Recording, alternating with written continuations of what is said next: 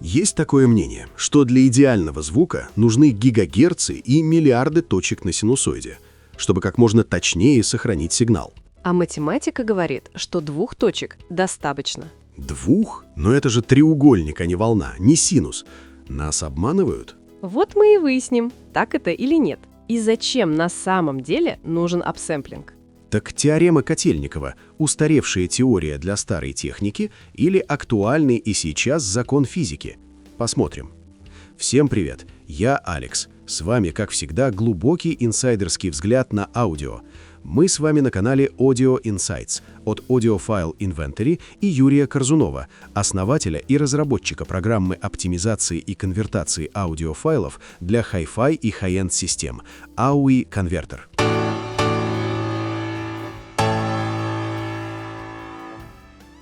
А я Аннабелла. Не забудьте поставить лайк и подписаться, чтобы мы могли раскрывать еще больше таких секретов. Информация в этом выпуске максимально сжата, поэтому слушайте до самого конца, чтобы понять всю картину. А теперь поехали!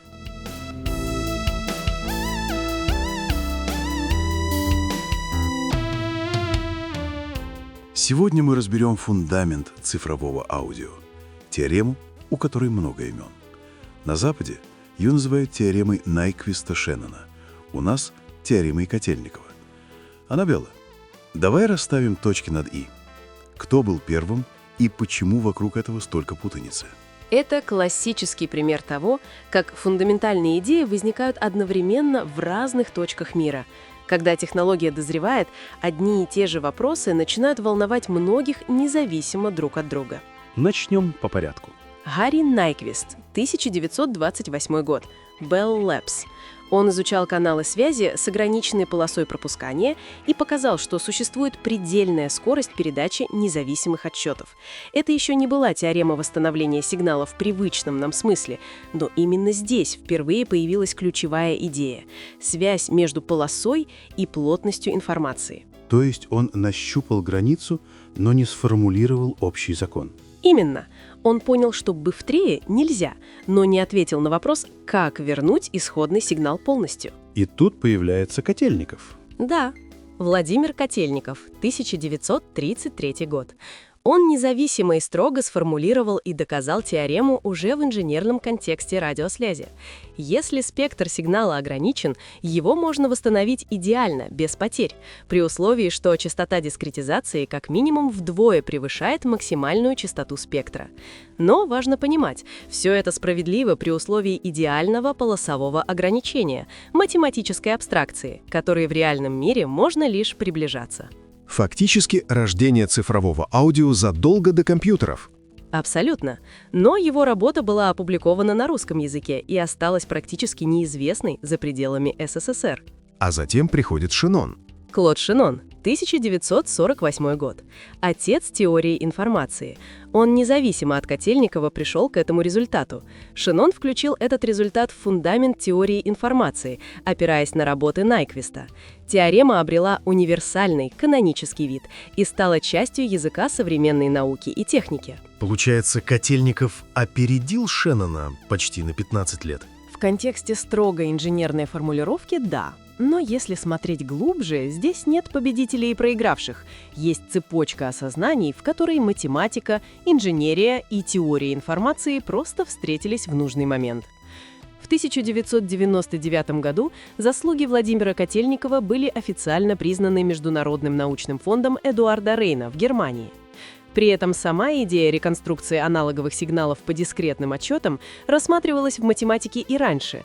Исторические исследования показывают, что идеи, связанные с представлением функций, действительно были еще в конце XIX века, в частности, в работах Эмиля Борреля, начиная с 1897 года. Отсюда и длинное название? Да.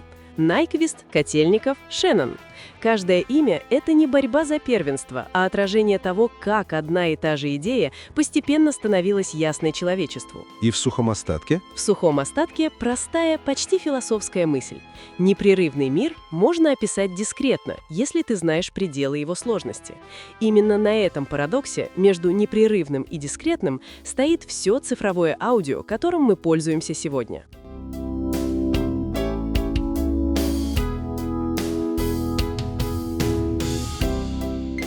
Так, вот момент, который буквально взрывает мне мозг. Частота 44,1 или 48 кГц. Это чуть больше 2 отсчетов на самую высокую слышимую частоту, около 20 кГц. Я представляю себе график, 2 точки на вершинах синусоиды, соединяю их, и что получится? Пила, квадрат. Как из 2 точек может возникнуть плавная волна? А в комментариях точно напишут, чтобы была настоящая детализация, как у винила, нужно 100 точек на период, а лучше 1000. Это одно из самых устойчивых заблуждений, Алекс. Оно рождается из привычки «соедини точки линейкой». Но в цифровом аудио никто не тянет линейку. Восстановление сигнала происходит не линейной интерполяцией, а через функцию sinc(x) – синус, деленный на x. Ну, нам бы попроще. Легко. Представь, отсчеты — это гвозди, вбитые в стену, а синусоида — гибкая стальная линейка. Если протянуть линейку через гвозди, она может изогнуться только одним единственным образом, иначе сломается. Единственное условие — расстояние между гвоздями должно соответствовать частотному лимиту, иначе линейка не выдержит, согнется сильно и сломается. Математика строго доказывает, через эти точки можно провести только одну волну с частотой ниже половины частоты дискретизации. Никаких лесенок, никаких пил на выходе ЦАПа не будет. Возникнет гладкая, непрерывная волна. Даже если точек совсем немного, чуть больше 2. Не совсем. Здесь часто путают количество точек на период в синусоиды и количество точек, необходимое для восстановления синусоиды. В идеале сигнал должен быть бесконечен, чтобы правильно его восстановить в аналоговую форму. Не просто 2 гвоздя рядом, а много близко расположенных гвоздей. Именно так. И этого вполне достаточно для всех слышимых частот при 44 100 Гц, если сигнал строго ограничен по полосе и достаточно длинный. Мозг услышит гладкую волну, хотя на графике только точки и больше ничего. Главное помни, мы не ступеньки между гвоздями рисуем, а протягиваем, изгибаем линейку. При наличии линейки эти отсутствующие точки как бы восстанавливаются сами. Именно поэтому цифровой PCM-сигнал корректнее рисовать как точки на палочках, а не как ступеньки. А фильтры в ЦАПе? Вот именно. ЦАП всегда содержит фильтр восстановления. Он и есть та самая линейка. Этот фильтр и выполняет эту интерполяцию почти идеально, если, конечно, сам фильтр сделан хорошо. То есть миф про сотни и тысячи точек на период для идеальной волны полностью неверен. Для слышимого диапазона до 20 кГц – да, это миф. 2 с небольшим точек на период вполне достаточно, хотя на самой-самой границе возникает некая неопределенность при восстановлении. Все остальное не про форму волны. Это про страх перед абстрактной математикой и тем, что кажется нелогичным, если не нырнуть поглубже. А если оцифровать звук с частотой выше половины частоты дискретизации? Он попадет в область ниже половины частоты дискретизации, свернется, исказит оцифрованный звук. Поэтому так важна фильтрация при оцифровке и манипуляциях с частотой дискретизации при ресэмплинге.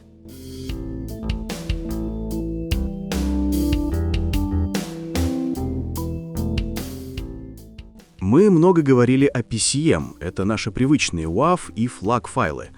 Там все понятно. Замерили уровень сигнала, записали число. Теорема Котельникова там работает как часы. Но, Аннабелла, что насчет DSD, Direct Stream Digital?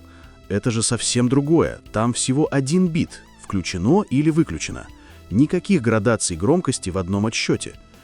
Применима ли теорема Котельникова-Найквиста к этому формату? Или DSD живет по своим почти эзотерическим законам? Физика для всех одна, Алекс. Теорема Котельникова как гравитация. Она действует и на кирпич, и на перышко.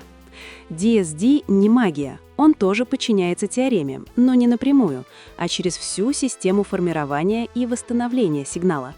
И здесь механизм действительно хитрее. Смотри, в PCM мы берем отсчеты относительно редко, например, 44 тысячи раз в секунду. Зато очень точно, с линейкой, где десятки тысяч уровней, 16 бит и выше. В DSD линейки нет, есть только знак мгновенной ошибки, поток битов, который показывает, в какую сторону система корректирует сигнал, а не его абсолютную величину в каждый момент. А как из этого получается музыка? За счет скорости. Очень высокой скорости. И здесь мы снова упираемся в частоту дискретизации. Стандартный DSD-64 работает на частоте 2,8 МГц, в 64 раза выше, чем у CD. С точки зрения теоремы Найквиста, формально, такая частота выборки допускает восстановление полосы вплоть до 1,4 МГц. То есть у DSD полоса частот в миллион герц? И да, и нет. И вот здесь кроется главный секрет DSD. Один бит сам по себе дает огромный уровень квантования. Если оставить все как есть, получится не музыка, а сплошное шипение. Чтобы сделать систему работоспособной, в DSD используют noise shaping – формирование шума.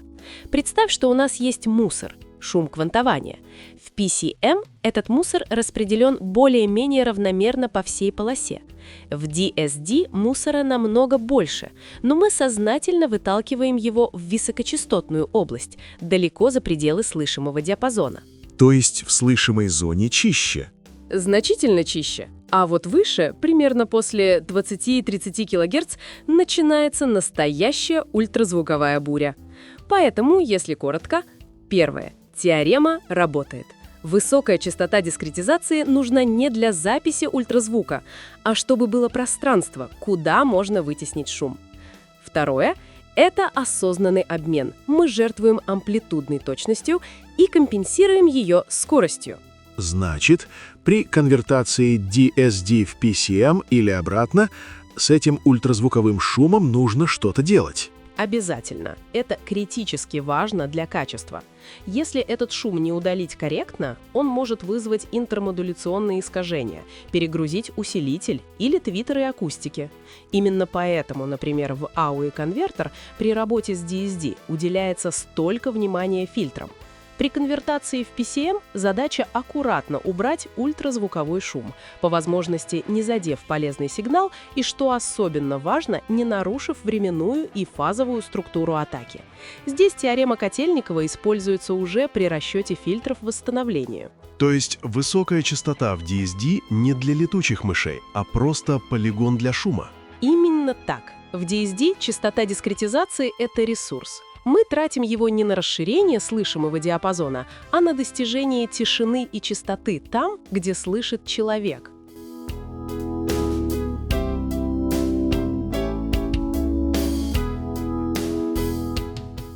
Но подожди, если 44.1 кГц достаточно, почему существует индустрия Hi-Res? Почему мы видим форматы 192 кГц и выше? Неужели это просто маркетинг, чтобы продать нам одно и то же дважды? Не совсем. Здесь мы переходим от теории идеального мира к практике с реальным железом и программами. Теорема работает идеально, если у нас есть идеальный фильтр, который полностью подавляет все выше 22 кГц и не вносит искажений в полезную полосу. Такой фильтр с бесконечно крутым спадом в реальных системах недостижим. Всегда приходится идти на компромиссы. Компромиссы? Проблема фильтрации такова. При частоте дискретизации 44,1 кГц необходимо очень жестко подавлять все выше 22,05 кГц.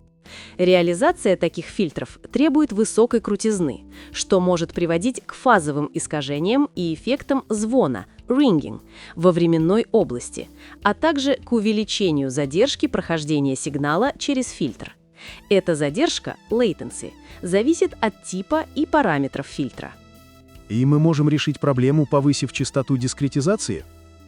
При более высокой частоте дискретизации появляется возможность использовать более плавные, мягкие фильтры.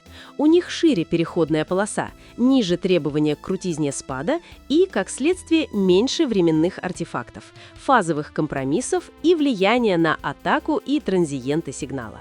А что насчет потребности в гигагерцах? Здесь часто путают формат хранения и внутренний процесс обработки. В большинстве современных ЦАПов с сигма-дельта-архитектурой сигнал действительно преобразуется во внутренний однобитный или малоразрядный поток с частотой в мегагерцы.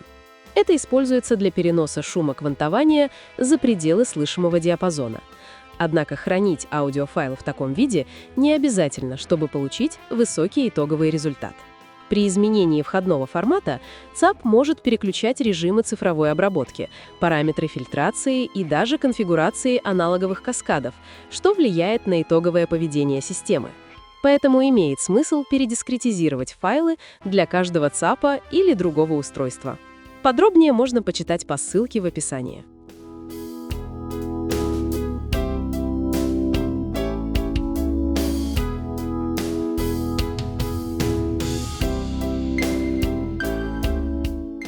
Вот мы подошли к интересному. Если у меня есть файл 44,1 кГц, и я хочу, чтобы мой ЦАП отработал его максимально чисто, с теми самыми мягкими фильтрами, мне нужно сделать апсэмплинг, повышение частоты дискретизации, программно. Многие ЦАПы действительно выполняют апсэмплинг внутри себя, но их алгоритмы и параметры фильтрации ограничены архитектурой и вычислительными ресурсами конкретного чипа. Когда мы делаем апсэмплинг заранее на мощном процессоре компьютера, появляется возможность использовать более точные и ресурсоемкие алгоритмы цифровой фильтрации. Давай для примера посмотрим на AUI-конвертер. В чем философия работы с частотой дискретизации там? В AUI-конвертер основной акцент сделан на минимизации артефактов при пересчете дискретных отсчетов. Когда ты переводишь, например, 44,1 кГц в DSD или PCM 352,8 кГц, ты фактически смещаешь требования к фильтрации и подавлению зеркальных спектров далеко за пределы слышимого диапазона. Это справедливо для любого ЦАПа? ЦАПы могут быть устроены по-разному, поэтому ощутимость эффекта зависит от конкретного устройства. Теоретически, нос ЦАП должен быть максимально чувствителен к такой подготовке файла, поскольку там минимум внутренних обработок. Давай подробнее рассмотрим фильтры ресэмплинга. Мы стараемся добиться того, чтобы паразитный звон фильтра, включая прерингинг, был минимален.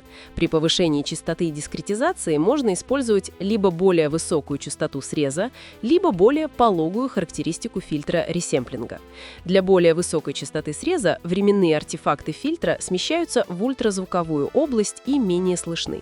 Более пологая характеристика фильтра уменьшает сами эти артефакты. Здесь речь идет о неоптимизированных фильтрах ресэмплинга. Это помогает сохранить четкость атаки и транзиентов, например, удара барабана или щипка струны. Но есть и другой подход. Да, возможен и другой подход. Ультразвуковую составляющую можно сознательно ограничить с помощью оптимизированного фильтра, чтобы снизить риск интермодуляционных искажений в аналоговой части тракта.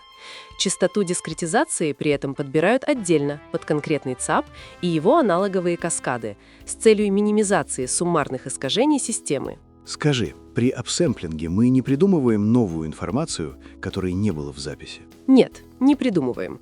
Апсэмплинг не добавляет информации, отсутствующей в исходном сигнале, и не нарушает теорему Котельникова. Он лишь перестраивает представление уже существующего сигнала в цифровой форме. Зато он может помочь оборудованию воспроизвести этот сигнал более прозрачно, снижая влияние артефактов цифровой и аналоговой обработки самого тракта. В этом смысле AUI-конвертер — инструмент подготовки аудиофайла к комфортной и предсказуемой работе конкретного ЦАПа.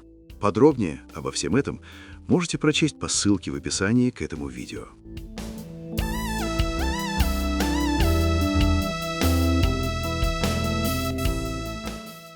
Давай подытожим для наших зрителей, какая частота нужна для какого уровня качества. Если очень грубо, то градация такая.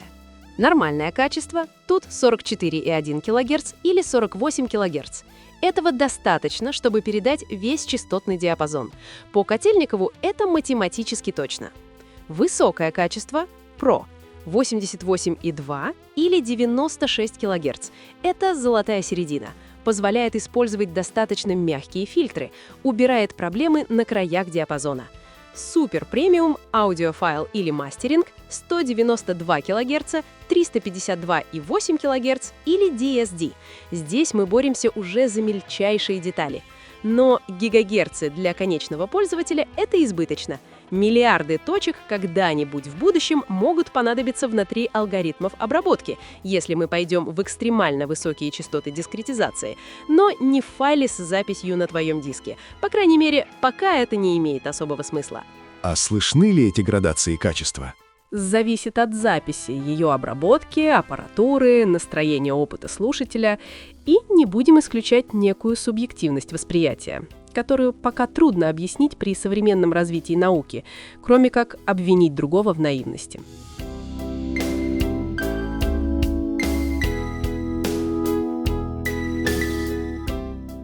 Вывод.